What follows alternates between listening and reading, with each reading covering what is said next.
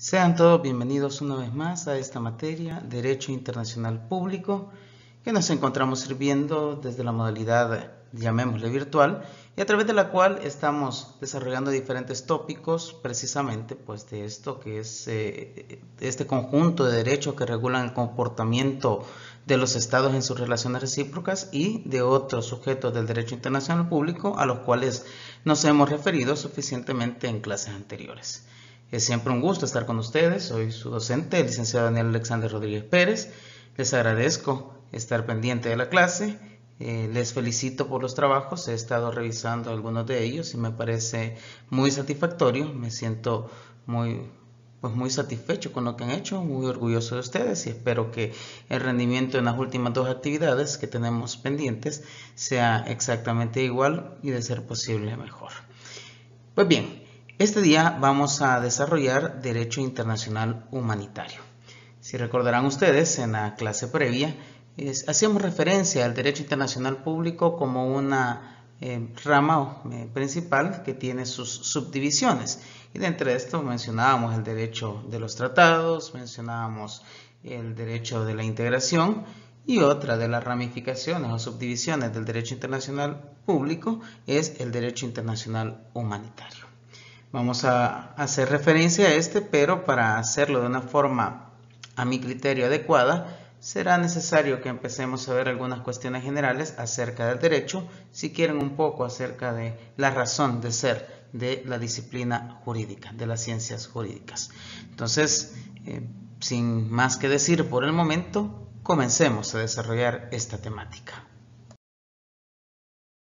Bien, como les decía, no quiero empezar a hablar de una sola vez del derecho internacional humanitario, pues precisamente por las características muy propias de este, hablar de él, referirnos a él, nos hace primero plantearnos una pregunta que es válida para cualquier disciplina jurídica, ya sea el derecho penal, el derecho de familia, el derecho laboral, etcétera.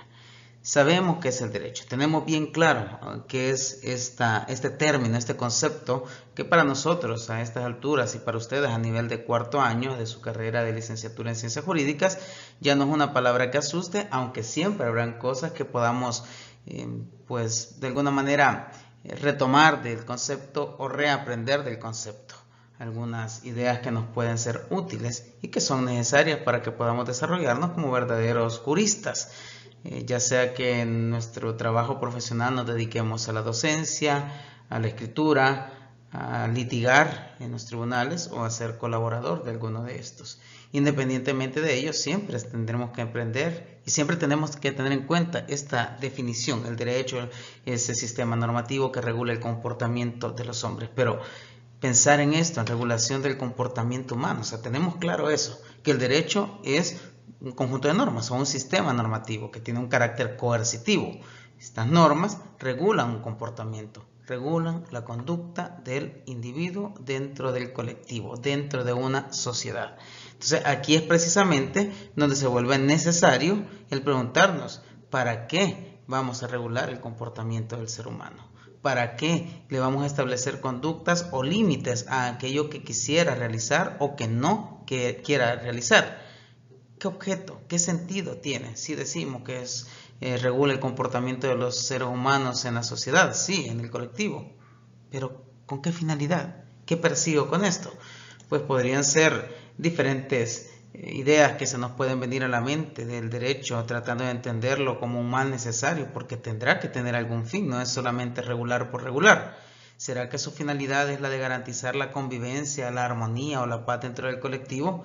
Pues pensaríamos que si no se ponen reglas, si no se establecen límites a los comportamientos de la persona, entonces encontraremos en constante choque o conflicto de intereses, pues unos desearán una cosa frente a otros que quisieran otra.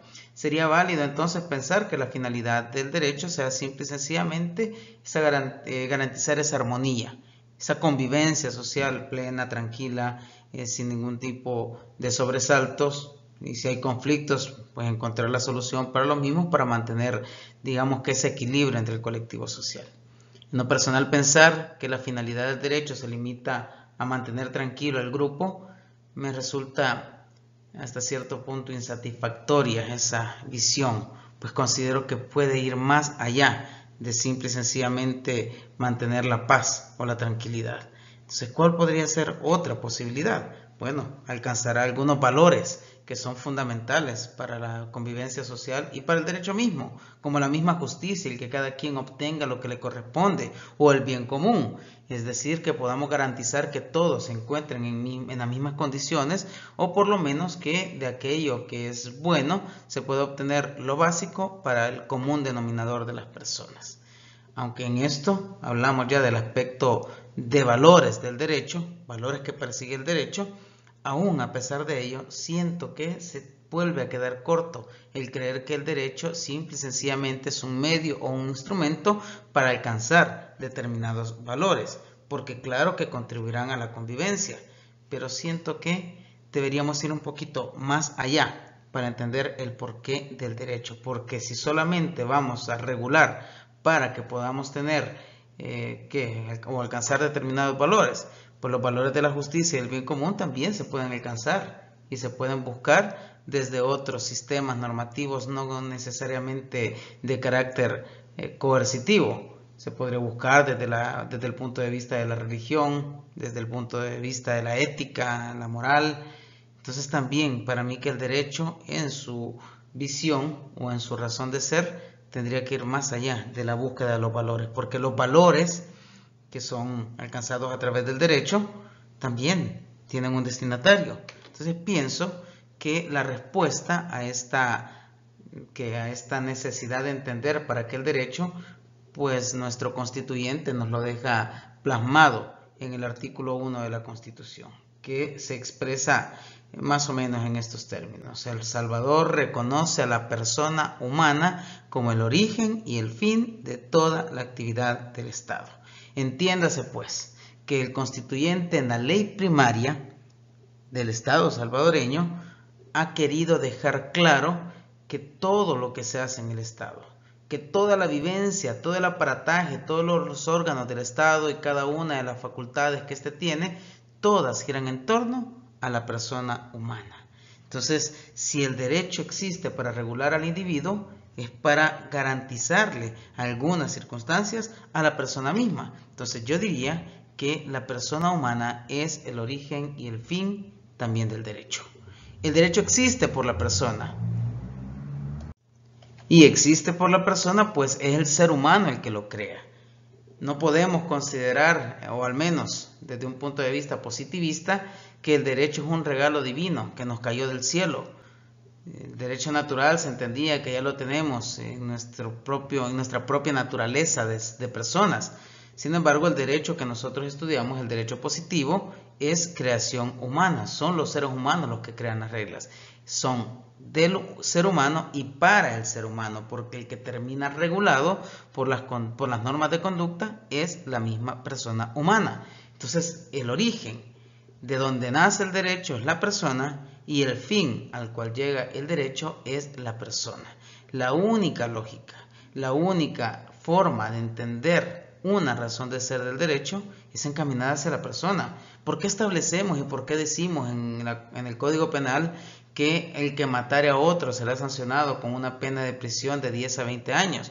Porque estamos garantizando un bien jurídico tutelado a la persona humana, que es la vida, porque le tutelamos la libertad de la persona, porque también la Constitución nos dirá en el artículo 2 que se reconoce a la persona el derecho a la vida, a la integridad, a la seguridad, se le reconoce el derecho a la propiedad y a la posesión, porque la persona, dada su dignidad, necesita ciertos esquemas proteccionistas del Estado mismo, debe ser protegido.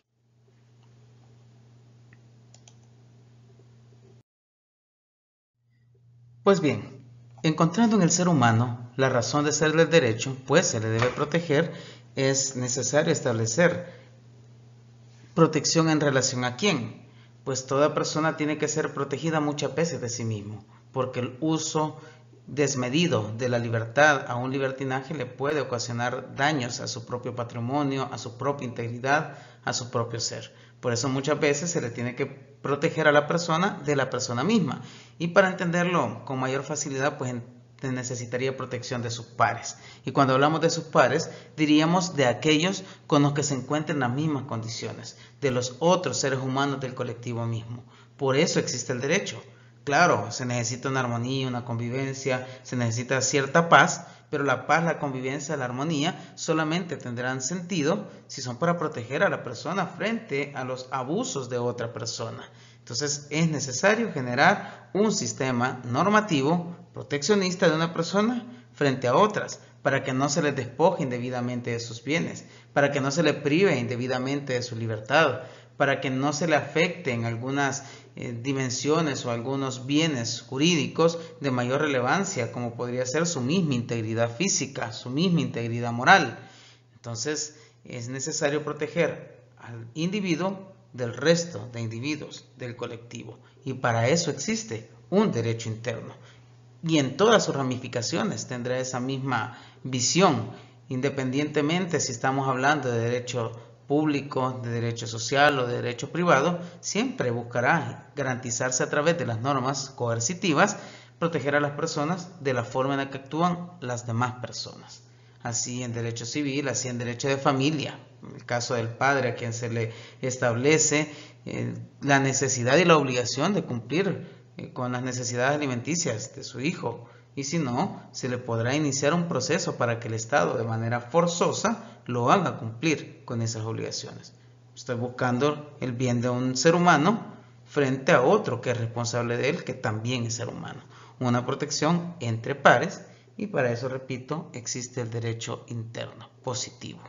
Pero también se necesita la protección del individuo frente a sus gobernantes, y para eso se reconoce la existencia de un derecho constitucional en el cual estableceremos una serie de derechos fundamentales y garantías de parte del Estado para que esos derechos fundamentales sean cumplidos. Entonces también al gobernante hay que ponerle límites en su comportamiento para que no afecte arbitraria, ilegal o indebidamente a las demás personas que están bajo su cargo, que no ejercen actitudes de gobierno. Y es también esto parte del derecho interno, pero también en el derecho internacional estableceremos algunos preceptos que son tendientes a regular el comportamiento de los gobernantes en pro de los gobernados. Es necesario establecer cierto esquema proteccionista de la persona frente al Estado y a otros organismos internacionales, para evitar que no sea una afectación que venga foráneamente de otros estados o de otros entes que tienen existencia jurídica internacional. Entonces aquí nos vamos adentrando ya en el mundo, en la esfera del derecho internacional, aquellas reglas que traspasan las fronteras, que van más allá de las fronteras de un estado en particular, y que nos cimientan en esta lógica del derecho externo o internacional. Es necesario también establecer algún conjunto de protecciones especiales para aquellos que se encuentran en circunstancias especiales. La persona así vista es entonces el fin último del derecho, es el origen y el fin del derecho, y su protección frente a las actitudes de los estados en sus comportamientos normales o extraordinarios supone también que desde la esfera del derecho internacional se crean algunos sistemas normativos particulares. Para ello hablaremos de dos en este momento: uno que es el derecho internacional de los derechos humanos, y otro que es el tema de nuestro estudio, el derecho internacional humanitario. Ambas tienen esta calidad proteccionista, y respecto a ellos me voy a referir de forma breve y somera en cuanto a los puntos de partida para comprender ambos, pero me detendré un poco más cuando expliquemos plenamente el derecho internacional humanitario. Hablar de derechos humanos es hablar de una serie de facultades que se le reconocen a la persona por el simple hecho de ser perteneciente a la especie humana.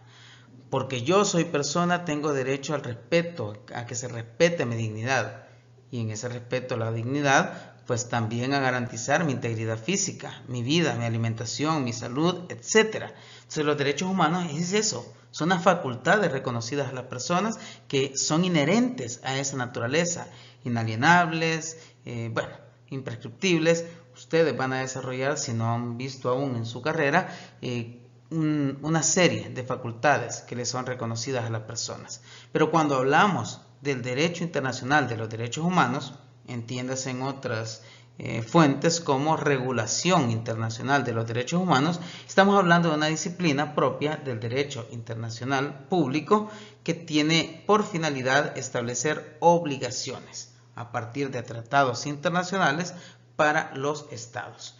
Una definición que traemos bastante somera y sencilla es entender el derecho internacional de los derechos humanos como aquel sistema normativo que pretende establecer obligaciones que deben ser respetadas por los estados.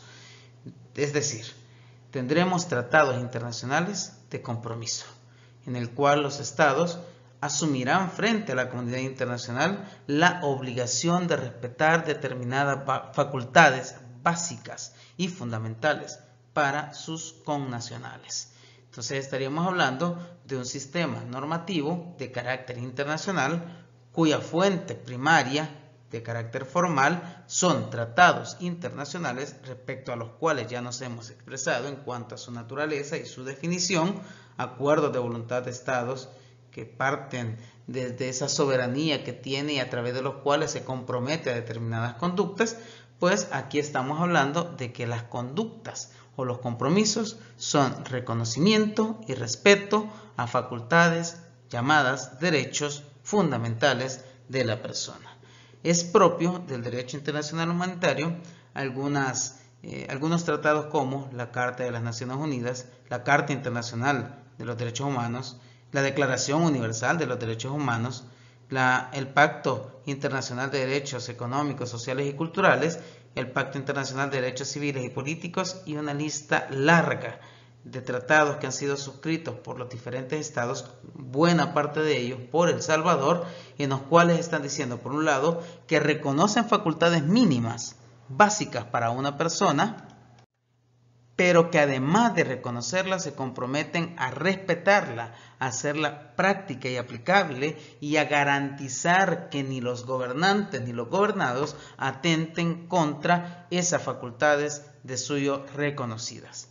El Estado entonces asume que en todo tiempo y en cualquier circunstancia velará por el eficiente respeto, vigencia y aplicación de los derechos humanos para sus particulares. Esto es, en términos generales, el derecho internacional de los derechos humanos. Entonces veremos ahí reconocimiento de derechos y también el asumir los compromisos y establecer las garantías mínimas para que estos derechos humanos se vuelvan una práctica y no letra muerta.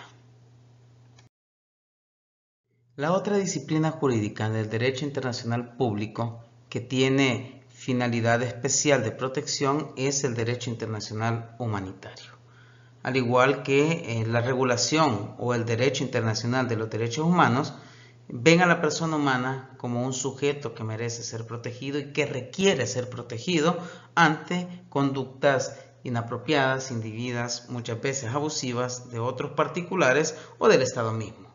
Pero en este caso, como les decía previamente, resulta que existen ciertas circunstancias, condiciones o acontecimientos especiales en los cuales los derechos humanos o las facultades mínimas reconocidas a las personas se encuentran en especial peligro.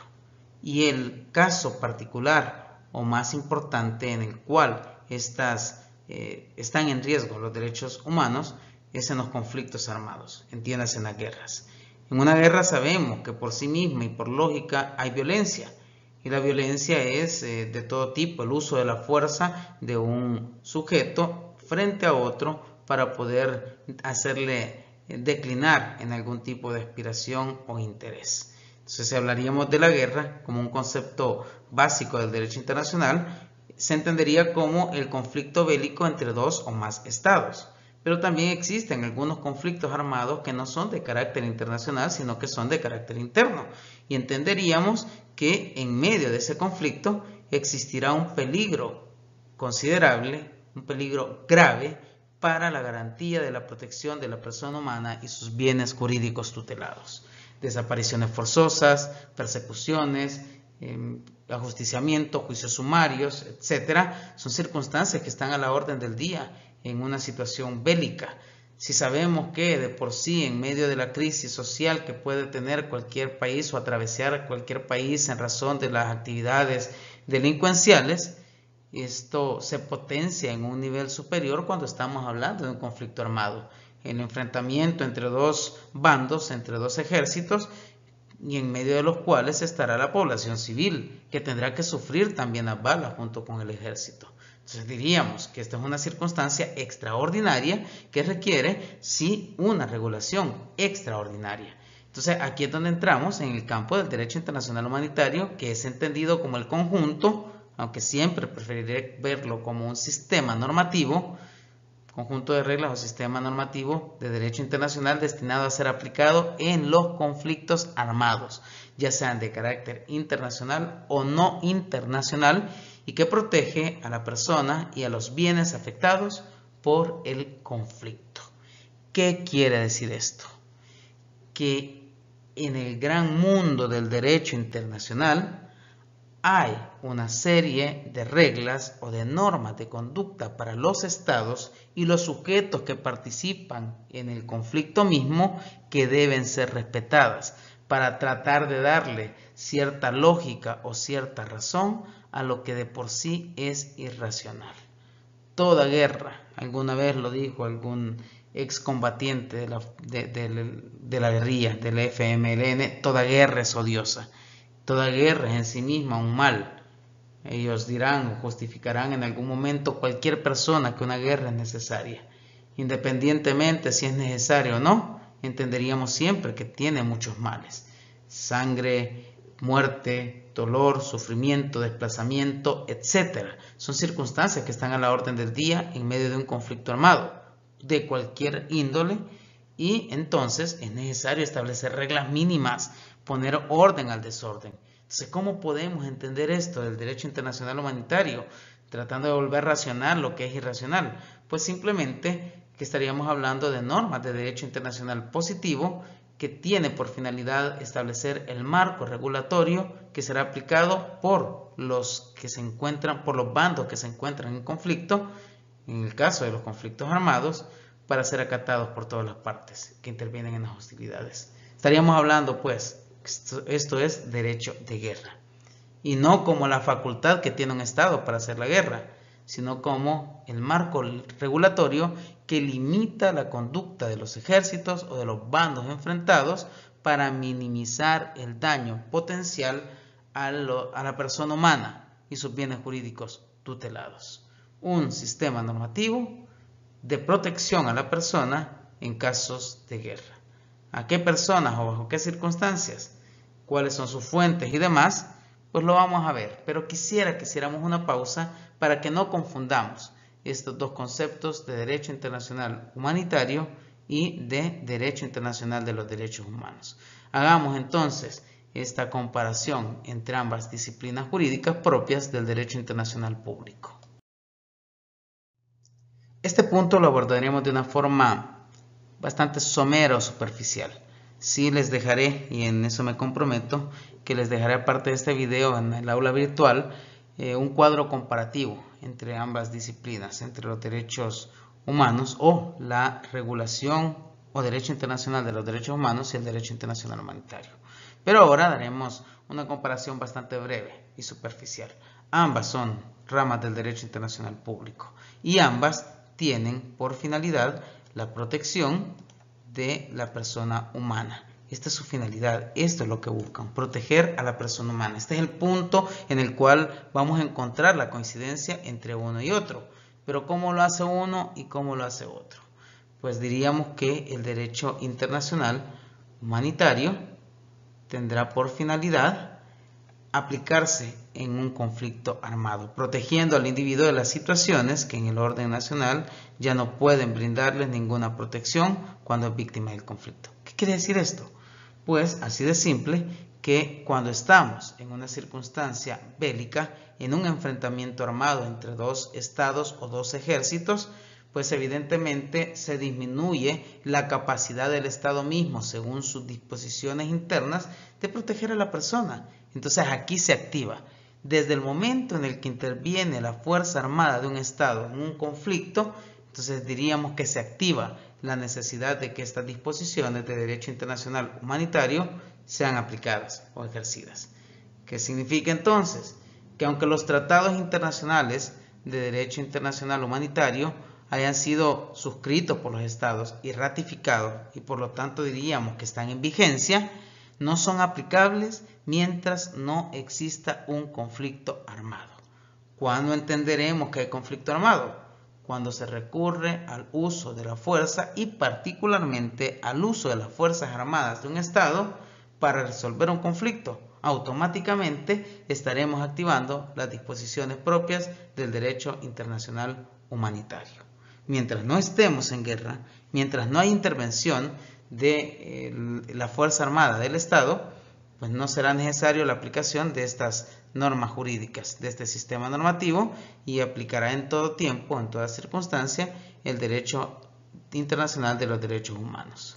En este caso, pues se aplica en todo tiempo y en todo lugar, con excepción en conflictos armados que se restrinjan, aunque relativamente sabemos que no existen derechos absolutos. Habrán ciertas limitaciones que evidentemente podrán darse en medio de un conflicto armado, como los famosos toques de queda. Voy a reducir la libertad de la persona para movilizarse de un lugar a otro, o cualquier otra circunstancia similar, pero diríamos pues que el derecho internacional de los derechos humanos tiene una aplicación de carácter permanente, mientras que el derecho internacional humanitario tendrá una aplicación evidentemente temporal y extraordinaria. Mientras dure el conflicto armado, estaremos bajo la esfera de protección del derecho internacional humanitario, y mientras no estemos en ese conflicto armado, pues lo que aplicará para protección de la persona y la garantía de sus derechos fundamentales será el derecho internacional de los derechos humanos. A estas alturas de la cátedra, como lo he dicho desde el principio, lo que nos corresponde estudiar es el derecho internacional humanitario. Por eso dejaremos, si ustedes tendrán ya otras materias en las cuales estudiarán derecho internacional de derechos humanos, pero por el momento estudiaremos algunas nociones relevantes o elementos relevantes del derecho internacional humanitario. La primera, que de suyo es evidente, es que procura la protección de las víctimas en el conflicto armado. O sea, si se limita la forma en la cual se van a llevar las hostilidades, si se limita hasta cierto punto el uso de la fuerza de un bando en relación a otro o a otros entes que se ven inmersos en el conflicto, tiene que ser para una protección de algunas personas en particular. Para la protección de las personas que están fuera de combate, entenderíamos que serían personas que pertenecen a la Fuerza Armada, pero que por algún motivo ya no está combatiendo. Desde el momento que una persona se rinde o se vuelve prisionero de guerra, pues tiene que tener un trato humanitario, un trato digno. Se le debe respetar su vida, se le debe respetar su integridad física, su integridad moral. Entonces habrá que establecerle límites al comportamiento de los grupos armados para respetar a aquel que ya está fuera de combate. Especial protección va a merecer la población civil, que aunque pertenezca al Estado con el cual esté en conflicto armado, con el cual estoy en guerra, pero no deja de ser población civil. Aquí entenderíamos los profesores, los niños, los ancianos, que los médicos, etcétera, merecen una protección particular, especial y extraordinaria. ¿Por qué voy a tratar de ganar una guerra no erradicando o venciendo al ejército oponente, sino matando a la población civil que no está inmersa en esa hostilidad? Entonces se necesita establecer reglas, límites al comportamiento del ejército, del que está en combate, para la protección a la población civil, aquellos que están heridos, a los detenidos, limitar el uso de la violencia mediante el establecimiento pues de normas de comportamiento, de reglas de guerra. Es la primera noción o elemento fundamental del derecho internacional humanitario.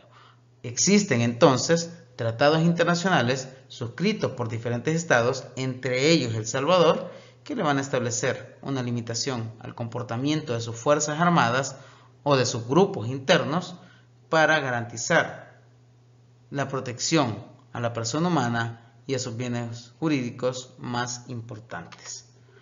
Un segundo aspecto es que esta protección debe ser obligatoria, y si la prohibición del uso de la fuerza contra la población civil o contra aquel que ya no está combatiendo o contra el herido, el prisionero de guerra, si la prohibición de esto está ahí, si las limitaciones están ahí, pero a pesar de ello existe algún miembro, algún integrante de los bandos en conflicto que no respeta esas reglas, entonces estaríamos hablando que ha cometido crímenes de guerra, infracciones graves de guerra, que un Estado no puede darse el lujo de permitir, de encubrir o de proteger. Entonces también es parte fundamental del derecho internacional humanitario el establecer las infracciones o los crímenes de guerra que son de mayor relevancia, pero también imponer a los estados la obligación de buscar y castigar al responsable de estos crímenes. Una situación que se vuelve para nosotros también contrastante con la realidad que vivimos, pues El Salvador es suscriptor de muchos de estos tratados de derecho internacional humanitario y por consiguiente a todos aquellos que cometieron graves crímenes durante el conflicto armado, debe perseguirlos, castigarlos, enjuiciarlos, porque han dañado gravemente a la población civil en muchos casos y no es posible que se mantenga ese comportamiento, esa conducta fuera de las normas del derecho internacional humanitario impune. Entonces hay una obligación de cada Estado de buscar y sancionar, castigar a aquellas personas que han cometido semejantes infracciones. Y quizá un punto medular del derecho internacional humanitario es el reconocimiento de una figura, una institución jurídica. Hablemos un poco, pues, del origen y la evolución del derecho internacional humanitario. Un primer elemento que tenemos que tomar en cuenta, como casi todo en derecho, es que antes de que existiera un derecho positivo internacional humanitario, los conflictos bélicos entre estados, entre reinos, incluso en la antigüedad, pues también tenían normas, solo que eran de carácter consuetudinario. Existían costumbres de guerra que se consideraban como inviolables y que debían ser respetadas por aquellos que estuvieran en conflicto. Es decir, a pesar de lo irracional que pueda ser la guerra, tiene que haber un mínimo de racionalidad que de alguna manera garantice la mínima afectación a la población civil y a otros sujetos particulares en una hostilidad o en un conflicto, en una guerra. Entonces, este punto es importante. Primero, existen costumbres de guerra, derecho internacional humanitario de carácter consuetudinario, pero que con el paso del tiempo se vio la necesidad de que pudiera positivizarse. Establecerse normas de derecho positivo que reconocieran de una forma distinta. Evidentemente el derecho positivo tendrá la facilidad de que se pueda encontrar la fuente con mayor premura, con mayor facilidad en sí mismo. Puedo recurrir al tratado correspondiente en el cual se me están estableciendo disposiciones en relación a una población en particular o a un sector de la población. Entonces, dicho sea de paso, el derecho internacional humanitario de carácter consuetudinario sigue existiendo, porque hay muchos estados que no han suscrito tratados internacionales y que por lo tanto no tienen ese aspecto positivo del derecho internacional humanitario. Recuerden que este derecho y que los tratados internacionales, uno de los aspectos que ustedes ya pudieron estudiar en esta materia, es que solamente aplica para aquel que ha suscrito el tratado. Quien no lo suscribe no puede estar obligado por las disposiciones de este, pues su voluntad no se ha expresado en someterse a las reglas del tratado, pero sigue siendo necesario el reconocimiento de las costumbres de guerra. Por lo tanto, habrán disposiciones de carácter consuetudinario que se van a seguir aplicando a pesar de la existencia de un derecho positivo. ¿Cuándo se vuelve positivo este derecho consuetudinario? Pues la fecha de partida es 1864, cuando en Ginebra, Suiza, se crea el convenio para proteger al militar herido o enfermo en poder del enemigo.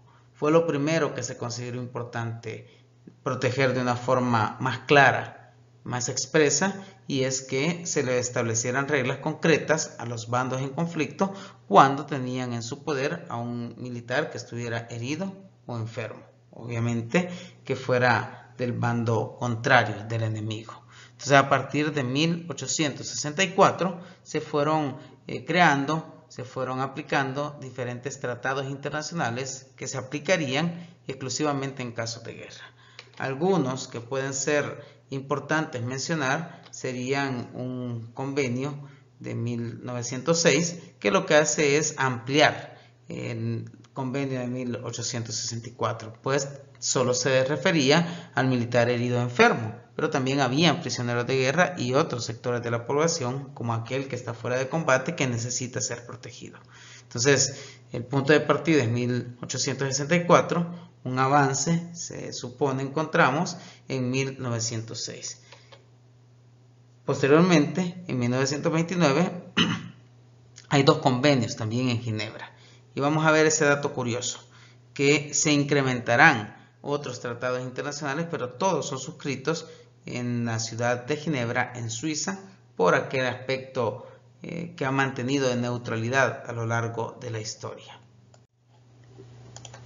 Es necesario mencionar que la columna vertebral del actual derecho internacional humanitario lo constituyen 4 convenios suscritos el día 12 de agosto de 1949 en Ginebra, Suiza. 4 convenios que también han sido ratificados por El Salvador y que por lo tanto se vuelven ley para nosotros. Especial relevancia le doy yo al 4º convenio, que es aquel que se aplica para la protección de la población civil que está en medio del conflicto, y el estudio de esta materia en este punto pues lo vamos a hacer particularmente de este tratado. Adicional encontraremos 2 protocolos que también complementan estos convenios de 1949. Son algunas de las disposiciones o de los cuerpos normativos o tratados internacionales propios del derecho internacional humanitario. Repito, el núcleo principal, la columna vertebral de este, hoy por hoy, son estos 4 convenios de Ginebra que fueron suscritos, creados, que nacen en la vida jurídica a partir del 12 de agosto de 1949. Llegamos hasta aquí con la clase de este día, dejando, espero yo, una idea bastante clara acerca de la disciplina que estaremos estudiando, y como se los decía en la lámina anterior, el estudio o el desarrollo de la temática se hará a partir del 4º convenio de Ginebra. Lo voy a subir junto con esta clase para que ustedes puedan acceder a él por medio del aula virtual, y lo tendrán que estudiar, pues será material que se utilizará para la próxima evaluación. Subiré también algunas disposiciones de derecho internacional humanitario de carácter consuetudinario y una clase más, un video más, que será en relación a la persecución o a la judicialización de los crímenes de guerra, y diríamos entonces un aspecto bastante genérico de derecho penal internacional. Entonces, por el momento, la clase explicativa acerca de la materia llegaría hasta ahí, de este tema llegaría hasta ahí. Quedará pendiente para ustedes el estudio de la convención o del convenio, el 4º convenio de Ginebra, las normas de derecho internacional humanitario consuetudinario y la clase a la que he hecho referencia previamente. Agradezco la atención y espero que Dios les bendiga en abundancia. Hasta la próxima.